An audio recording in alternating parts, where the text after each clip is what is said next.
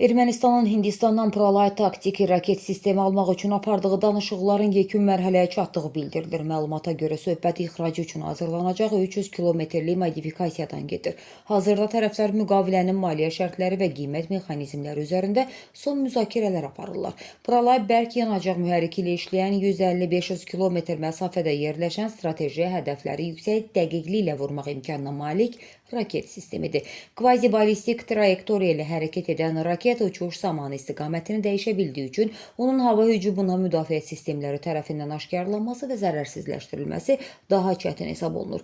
Diqqət çəkən məqam isə bu silahlama prosesinin Azərbaycan və Ermənistan arasında sülh sazişinin imzalanmasının müzakirə olunduğu dövrə təsadüf etməsidir. Son aylarda tərəflər sülh gündəliyi ilə bağlı müxtəlif təmaslar aparsalar da, Ermənistanın uzaq mənzilli və hücum təyinatlı raket sistemləri əldə etməyə çalışması regionda yeni suallar doğurur. Müşahidəçilər hesab edirlər ki, Ermənistanın İran və Gürcüstanla hərbi qarşıdurmasının olmaması, Türkiyə ilə isə normallaşma prosesinin davam etdiyi şəraitdə bu cür silahlanmanın hansı təhlükəsizlik ehtiyacından irəli gəldiyi və bu hərbi potensialın hansı istiqamətə hesablandığı izaha ehtiyac yaradır.